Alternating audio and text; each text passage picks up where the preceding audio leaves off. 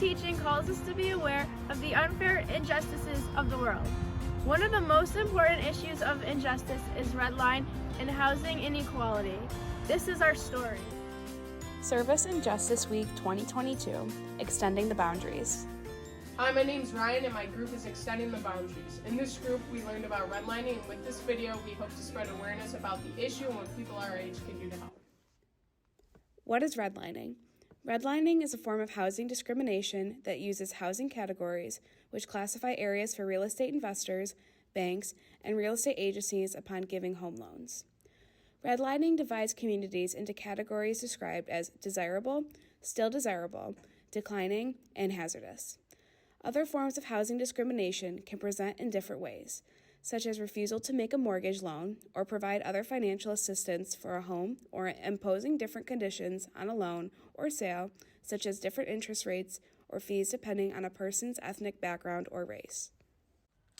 Today, we're going to look at the effects that redlining and housing discrimination have on the people living in these communities.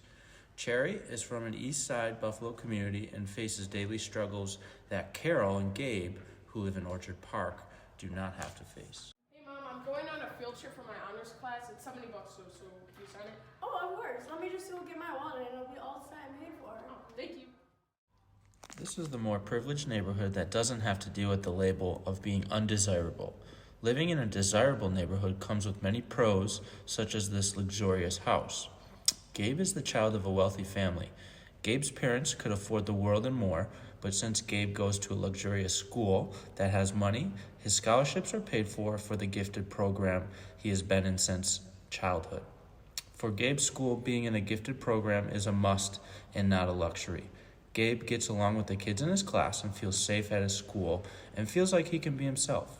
Gabe never has to worry about finding a ride to school or where his next meal might come from. Gabe doesn't realize how lucky he has it. The redlining that took place in the mid-20th century led to housing inequality for people of color. Today we see this disparity in effect. Catholic social teaching instructs us that racism is a moral evil. The equality of all rests essentially on their dignity as persons and the right that follows from it. Every form of social or cultural discrimination in fundamental personal rights on the ground of sex, race, color, social conditions, language, or religion must be curbed and eradicated as incompatible with God's design. How redlining affects Buffalo. After years of segregation in the Buffalo Public Schools, the cases of Arthur v. Nyquist resulted in an order for the Buffalo Public Schools to desegregate. In response, the Buffalo Public Schools eliminated neighborhood schools and increased busing. While this initially helped, it also caused new issues for communities of color, longer time spent commuting, and less ability for parents without cars to be involved in their child's schooling. The Buffalo Public Schools have resegregated over time, in part because there are so few white students left in the district.